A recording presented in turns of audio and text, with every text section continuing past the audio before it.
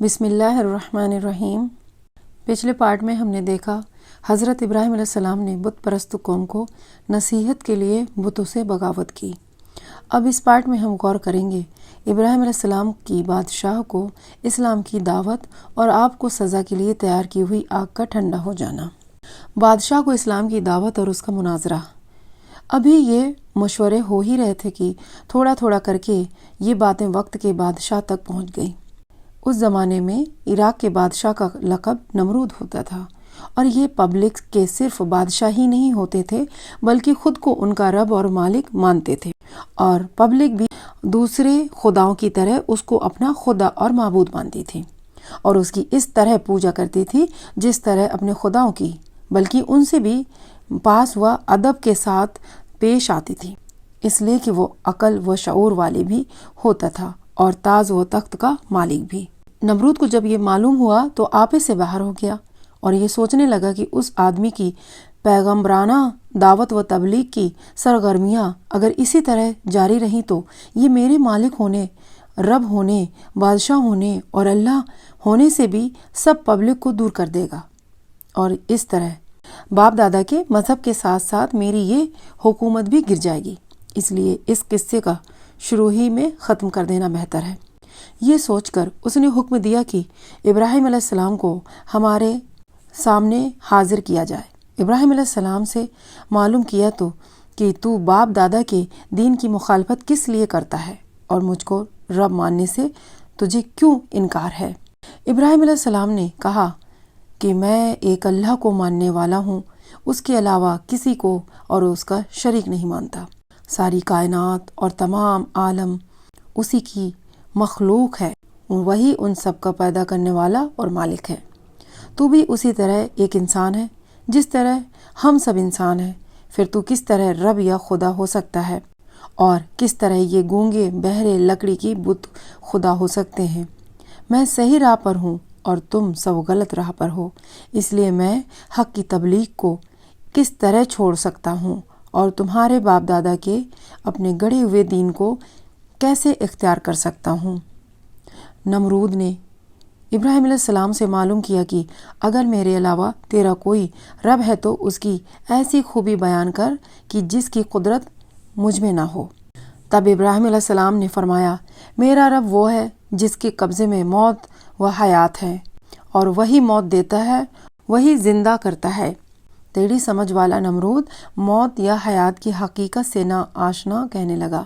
اس طرح موت اور زندگی تو میرے قبضے میں بھی ہے، اور یہ کہہ کر اسی وقت ایک بے قصور آدمی کے بارے میں جلاد کو حکم دیا کہ اس کی گردن مار دو اور موت کے گھاٹ اتار دو۔ جلاد نے فوراً حکم پورا کیا اور قتل کی سزا پائے ہوئے مجرم کو جیل سے بلا کر حکم دیا کہ جاؤ، ہم نے تمہاری جان بخشی۔ اور پھر ابراہیم علیہ السلام کی طرف متوجہ ہو کر کہنے لگا، دیکھا میں بھی کس طرح زندگی بخشتا اور موت دیتا ہوں، پھر تیرے اللہ کی خاص بات کیا رہی؟ ابراہیم علیہ السلام سمجھ گئے کہ نمرود یا تو موت اور زندگی کی اصل حقیقت نہیں جانتا، اور یا لوگوں اور پبلک کو غلط فہمی میں ڈال دینا چاہتا ہے تاکہ وہ اس فرق کو سمجھ نہ سکے کہ زندگی بخشنا اس کا نام نہیں ہے، بلکہ نہ سے ہاں کرنے کا نام زندگی بخشنا ہے، اور اسی طرح کسی کو قتل یا پھانسی سے بچا لینا موت کا مالک ہونا نہیں ہے۔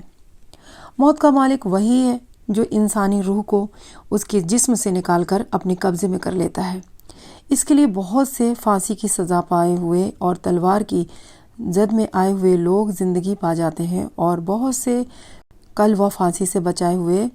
انسان موت کے گھاٹ چڑھ جاتے ہیں، اور کوئی طاقت ان کو روک نہیں سکتی۔ اور اگر ایسا ہو سکتا تو ابراہیم علیہ السلام سے باتیں کرنے والا نمرود گدی پر نہ بیٹھا ہوتا، بلکہ اس کے خاندان کا پہلا آدمی ہی آج بھی اس تاج و تخت کا مالک نظر آتا۔ مگر نہ معلوم کہ عراق کے اس بادشاہیت کے کتنے دعوے دار زمین کے اندر دفن ہو چکے ہیں، اور ابھی کتنوں کی باری ہے۔ پھر بھی ابراہیم علیہ السلام نے سوچا کہ اگر میں نے ان موقع پر موت اور زندگی کے باریک فلسفے پر بحث شروع کر دی تو نمرود کا مقصد پورا ہو جائے گا، اور لوگوں کو غلط رخ پر ڈال کر اصل معاملے کو الجھا دے گا، اور اس طرح میرا نیک مقصد پورا نہ ہو سکے گا، اور حق کی تبلیغ کے سلسلے میں بھی بھری محفل میں نمرود کو لاجواب کرنے کا موقع ہاتھ سے جاتا رہے گا، کیونکہ بحث و مباحثہ اور مناظرہ میرا اصل مقصد نہیں ہے، بلکہ لوگوں کی دل و دماغ میں ایک اللہ کا یقین پیدا کرنا میرا ہی ایک مقصد ہے۔ اس لیے انہوں نے اس دلیل کو نظر انداز کر کے سمجھنے کا ایک دوسرا طریقہ اپنایا اور ایسی دلیل پیش کی جسے صبح و شام ہر آدمی آنکھوں سے دیکھتا اور بغیر کسی منطقی کی دلیل کو ان دن و رات کو زندگی میں اس سے دوچار ہوتا رہتا ہے۔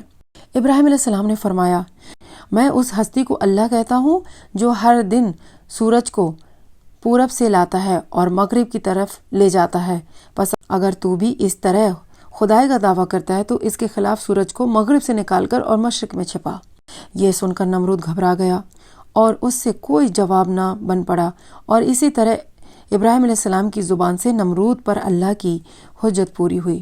نمرود اس دلیل سے گھبرایا کیوں اور اس کے پاس اس کے مقابلے میں غلط سمجھنے کی گنجائش کیوں نہیں رہی؟ یہ اس لیے کہ ابراہیم علیہ السلام کی دلیل کا حاصل یہ تھا کہ میں ایک ایسی ہستی کو اللہ مانتا ہوں جس کے بارے میں میرا عقیدہ یہ ہے کہ ساری کائنات اور اس کا سارا نظام اسی نے بنایا ہے، اور اس نے اس پورے نظام کو اپنی حکمت کے قانون میں ایسا کس دیا ہے کہ اس کی کوئی چیز مقرر جگہ لے اس سے پہلے اپنی جگہ سے ہٹ نہیں سکتی اور نہ ادھر ادھر ہو سکتی ہے۔ تم اس پورے نظام میں سے سورج ہی کو دیکھ لو کہ دنیا اسے کتنے فائدے حاصل کرتی ہے، ساتھ ہی اللہ نے اس کے نکلنے اور ڈوبنے کا بھی ایک نظام مقرر کر دیا ہے۔ پس اگر سورج لاکھ باری بھی چاہے کہ وہ اس نظام سے باہر ہو جائے تو اس پر اسے قدرت نہیں ہے، کیونکہ اس کے باغ ڈور ایک اللہ کی قدرت کے قبضے میں ہے، اور اس کو بے شک یہ قدرت ہے کہ جو چاہے کر گزرے، لیکن وہ کرتا وہی ہے جو اس کے حکمت کا تقاضا ہے۔ اس لیے اب نمرود کے لیے تین ہی شکلیں جواب دینے کی ہو سکتی ہیں، یہ کہ کہے کہ مجھے سورج پر پوری قدرت حاصل ہے اور میں نے بھی یہ سارا نظام بنایا ہے، مگر اس نے یہ جواب اس لیے نہیں دیا کہ وہ خود اس کا قائل نہیں تھا کہ یہ ساری کائنات اس نے بنائی اور سورج کی حرکت اس کی قدرت کے قبضے میں، بلکہ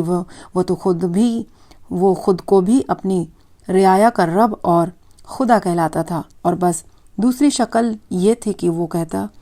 کہ میں اس دنیا کو کسی کی پیدا کی ہوئی نہیں مانتا، اور سورج تو خود خدا ہے، اس کے اختیار میں خود بہت کچھ ہے۔ مگر اس نے یہ بھی اس لیے نہیں کہا کہ اگر ایسا کہتا تو ابراہیم علیہ السلام کا وہی اعتراض سامنے آ جاتا جو انہوں نے سب کے سامنے سورج کے رب ہونے کے خلاف اٹھایا تھا کہ اگر وہ رب ہے تو عبادت کرنے والوں اور عبادت گزاروں سے زیادہ اس معبود اور خدا میں تبدیلیاں اور فنا کے اثرات کیوں موجود ہیں؟ رب کو فنا اور تبدیلی سے کیا واسطہ، اور کیا اس کی قدرت میں یہ ہے کہ اگر وہ چاہے تو مقرر وقت سے پہلے یا بعد میں نکل یا ڈوب جائے؟ تیسری شکل یہ تھی کہ ابراہیم علیہ السلام کے چیلنج کو قبول کر لیتا اور مغرب سے نکال کر دکھا دیتا، مگر نمرود چونکہ ان تینوں شکلوں میں سے کسی شکل میں جواب دینے کی قدرت نہ رکھتا تھا، اس لیے پریشان اور لاجواب ہو جانے کے علاوہ اس کے پاس کوئی دوسرا راستہ نہیں بچا۔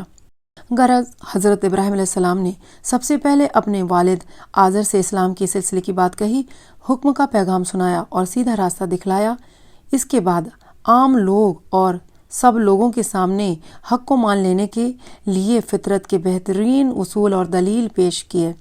نرمی سے، میٹھی باتوں سے، مگر مضبوط اور روشن حجت و دلیل کے ساتھ ان پر حق کو واضح کیا، اور سب سے آخر میں بادشاہ نمرود سے مناظرہ کیا اور اس پر روشن کر دیا کہ رب ہونے اور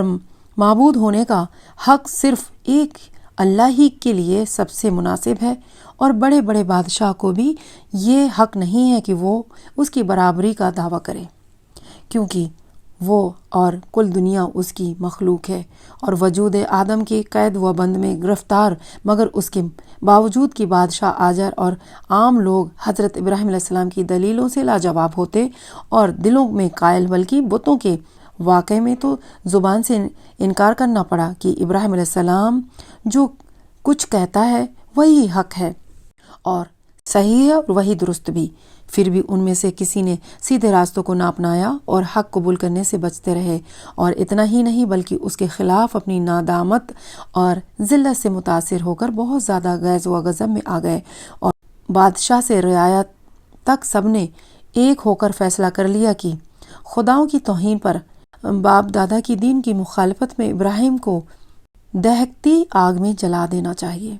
کیونکہ ایسے سخت مجرم کی سزا یہی ہو سکتی ہے اور خداؤں کو حقیر سمجھنے کا بدلہ اسی طرح لیا جا سکتا ہے۔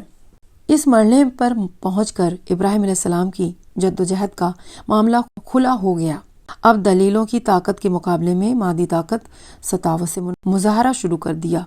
باپ اس کا دشمن، لوگ اس کے مخالف، اور وقت کا بادشاہ اسے پریشان کرنے کو تیار، ایک ہستی اور چاروں اور مخالفت کی آواز، دشمنی کے نعرے اور نفرت وسعت کا بدلہ اور خوفناک سزا کے ارادے۔ ایسے وقت میں اس کی مدد کون کرے اور اس کی حمایت کا سامان کیسے جٹے؟ مگر ابراہیم علیہ السلام کو نہ اس کی پرواہ تھی اور نہ اس کا ڈر۔ اسی طرح بے خوف و خطر ملامت کرنے والوں کی ملامت سے بے نیاز حق کے اعلان میں مست اور رشد اور ہدایت کی دعوت میں لگے ہوئے تھے۔ البتہ ایسے نازک وقت میں جب تمام مادی سہارے ختم، دنیاوی اسباب ناپید اور حمایت اور نصرت کے ظاہری اسباب مفقود ہو چکے تھے، ابراہیم علیہ السلام کو اس وقت بھی ایک ایسا بڑا زبردست سہارا موجود تھا جس کو تمام سہاروں کا سہارا اور تمام مددوں کا مدد کرنے والا کہا جاتا ہے، اور وہ ایک اللہ کا سہارا تھا۔ اس نے اپنے ذلیل و قدر پیغمبر قوم کے بڑے درجے کی ہادی اور رہنما کو بے یار و مددگار نہ رہنے دیا اور دشمنوں کے تمام منصوبوں کو خاک میں ملا دیا۔ ہوا یہ کہ نمرود اور قوم نے ابراہیم علیہ السلام کی سزا کے لیے ایک مخصوص جگہ پر کئی دن تک لگاتار آگ دہکائی، یہاں تک کہ اس کے شعلوں سے آس پاس کی چیزیں تک جھلسنے لگیں۔ جب اس طرح بادشاہ اور قوم کو پورا اطمینان ہو گیا کہ اب ابراہیم علیہ السلام کے اس سے بچ نکلنے کی کوئی شکل باقی نہیں رہی، تب ایک گوفن میں ابراہیم علیہ السلام کو بٹھا کر دہکتی ہوئی آگ میں پھینک دیا گیا۔